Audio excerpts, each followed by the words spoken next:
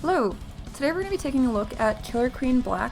Killer Queen Black is an online and local co-op multiplayer game that is available on PC over Discord and Steam, as well as for the Nintendo Switch, which you can pick up a physical copy in stores or on Amazon, and you can also download it through the Nintendo Play Store. So today we're going to be taking a look at the tutorial, which is something that I recommend to everyone, but just for those who are unaware or unfamiliar with how Killer Queen is played, we can look at that ahead of time. There are 3 ways to win in this game, just as with the arcade version, so we're going to be looking at those and then synthesizing them together through this tutorial. I've already played through this tutorial, so we're going to look at it, but I highly recommend that you go through it as well at home. So the first way to win is to fill your hive, and we're going to take a look at what that means. This is the economic path to victory.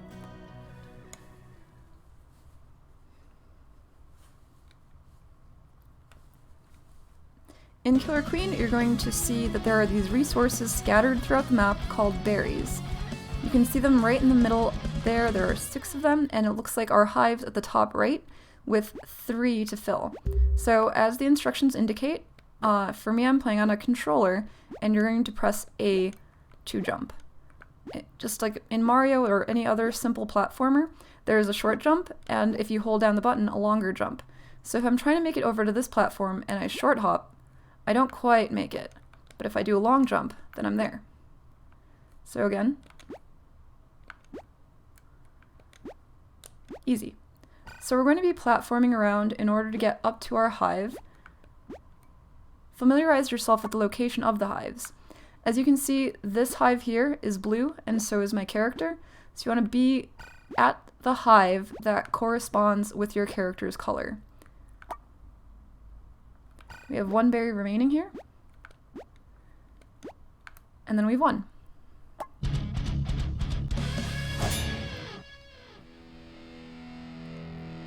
So that's the first path to victory. There are more berries to fill in your hive in the full version of the game than there are in this tutorial, and keep in mind that your opponents are also going to be running berries at the same time. So let's see what that looks like. We're going to use some of the bots in the game, and they're going to be running berries as well. We're going to have some helpers too, but it's going to be a race, so we're going to look at what that looks like. I also want to show you one of the other features of the drone. They can jump, but they can also throw berries. So if we get one of these berries here, we collided with the enemy, and you jump and attack, you actually throw the berry, which can be pretty advantageous for a number of ways. 1, you can pop it into the hive like I did, and 2, you can pass them sort of to your teammates to make that resource a little bit closer for your team and further from the opponents. So I'm not really making them into our hive here, but that's okay. Throwing them is very important in this game. As you can see, we're already way ahead.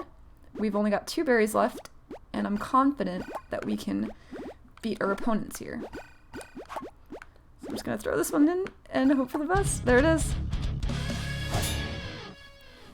So as you can see, the opponent team put up a good fight, but they just weren't as fast as we were. So again, that was attack to throw berries. Okay, let's look at chapter 3, Killing the Queen. This is the second way to win, so the first one being economic, this one is the military victory. So let's check that out. The berries are an important resource in the game, both for the economic victory, but also for transforming your character from a simple drone into a strong and powerful soldier. So you can see me here in the bottom left, where I'm spawning, and I'm being instructed to grab a berry. And rather than running it to my hive, I'm going to take it up to this gate. And you can see 2 symbols here. There's a sword here and a morning star on the other side. So you're going to stand in the middle, bake for about 2 seconds, and then you can choose which weapon you want by pressing left or right during that 2-second period. If you want to lock in your choice, then you just press jump while you're already in the gate. So tapping jump will allow you to fly. The quicker you tap, sort of the faster you fly. And then in order to attack, you press the attack button.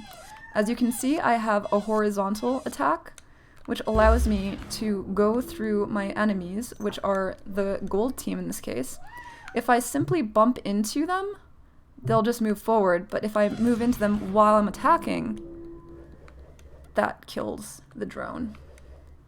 As you can see, here is the enemy queen. She's gold, and she's got these 2 eggs. She's burst out of the first one, and she's got 2 left. And I have to kill her a total of 3 times in order to win. So she's on her first life right now, and now she'll be on her second. Killing drones like this will also slow them down from running those berries that we mentioned earlier. Now the queen is on her last life. She has no more lives, and if she could move, she would probably be avoiding my attack. But she cannot because this is a tutorial and we've won the game. That's the basics there.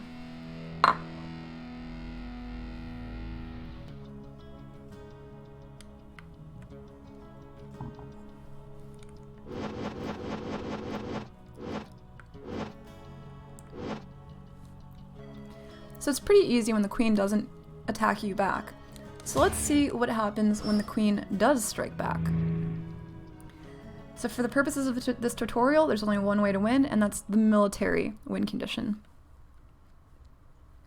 So let's see what that looks like. Here we have these gates all laid out for us, and all these berries neatly arranged. And once the game starts, as you can see, even if I have a berry, I am not allowed into the gold gate because I am a blue character. I am allowed into this neutral gate because it's been unclaimed, and I'm also allowed into the gate that corresponds with my team's color. So I'm going for the sword again here. There is one additional weapon that's not in the tutorial, which is the gun, and you can find that in your own playthrough. So the queen has killed me once, and I'm gonna get this gate this time, just to show you how that looks. So I again attack horizontally, and she has demonstrated that she's capable of killing me. So the trick is to kill her before she kills us, and to do that 3 times. There's another part of the gates that are not in the tutorial, and that is the shield. If you get the shield, it will break once and then regenerate after a period of time. And if you are attacked while your shield is down, then of course you end up dying. Let's take a look at Chapter 5. This will show us the 3rd and final win condition for the game, which is riding the snail home. So let's take a look at what that looks like.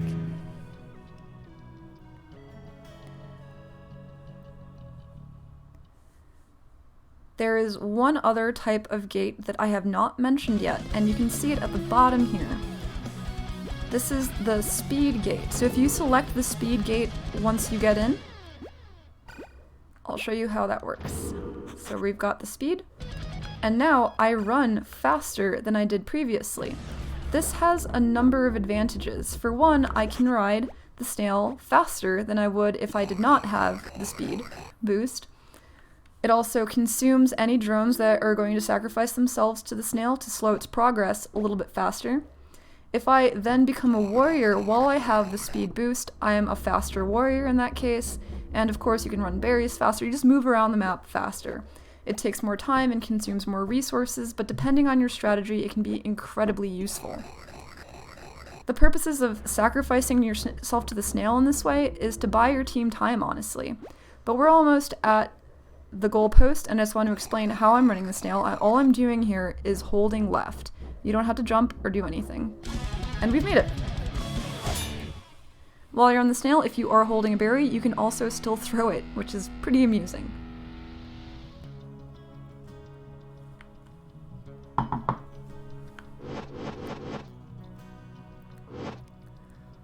Okay, so let's synthesize those 3 ways to win and play a game of Killer Queen Black. This time there's 3 ways to win, and we'll see what our bots decide to do, and we'll try and fill all of the dishes so I can show you guys what that looks like in a real game. So we're going to start off here with my bot buddies, and they've got a full team of bots, so let's see if we can outsmart them. I'm going to start by going to this nearest berry pile, and then platforming up to my hive and throwing a berry in.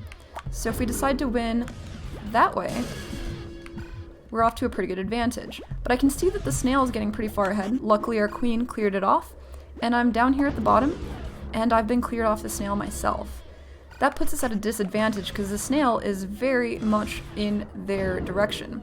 So I'm going to go ahead and warrior up and see if I can offer my assistance and help keep that cleared, and in the process, take a queen life.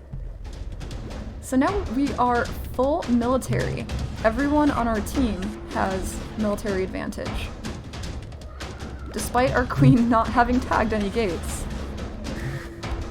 So we'll see if they can kill this queen before I do it against me. That's okay.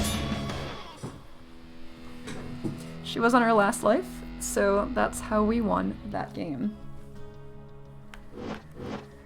Okay, so we've seen what it looks like to play a game, but now we're going to become the queen. This is a very challenging role that is fulfilling, rewarding, but also very stressful.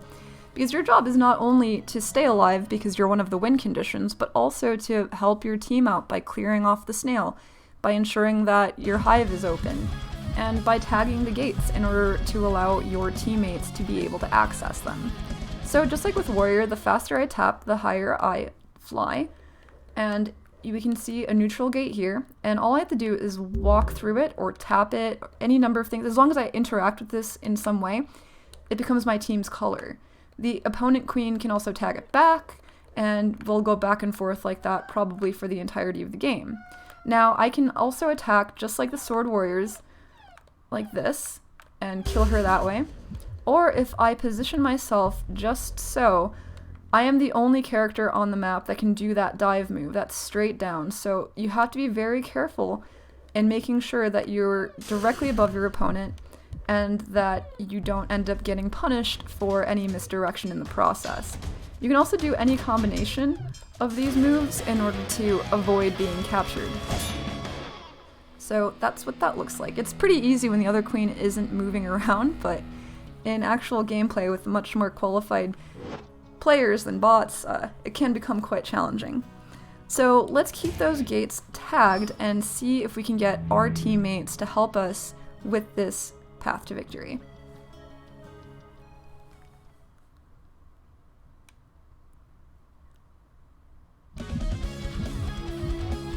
So right now, I'm going to be focusing on the role of tagging gates to try to get my warriors up. So I'm going to be diving around, and they've got a warrior up, and that's...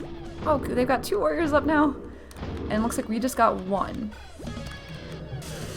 So she went to tag that gate, and got punished for it in the process. I'm also going to try and keep these warriors away from punishing my drones as they try to get to a gate. I don't know what's going on with this guy. The bots aren't very clever. So they've got another warrior up, and they're all going to be trying to either kill me, oops, before their queen gets killed for the 3rd time. So that demonstrates how you can use your team in order to help secure that win condition.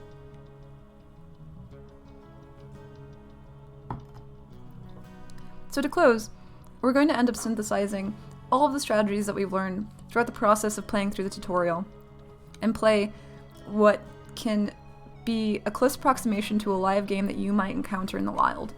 But we're going to be featuring only bot teams, so keep that in mind. Once you play online, it does become a bit more challenging, and communication becomes key.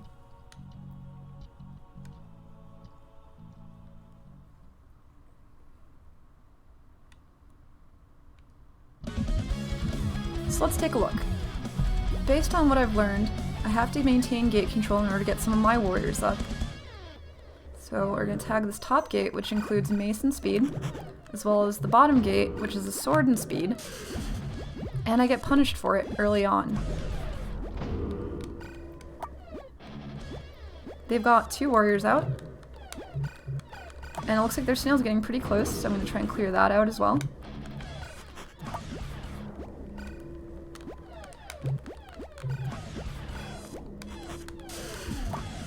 Both queens have the same amount of lives now, which relieves some of the pressure. And now she's on her last life, so it's very likely at this point, unless the queen stays safe, that we'll win on military victory. And there you have it. They were very close on the snail, however.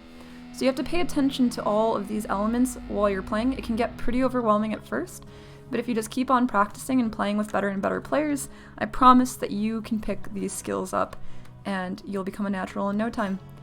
Thank you so much for watching this tutorial. I hope that you had as much fun watching as I did making it, and I'm excited to see you guys online. Let me know what you think.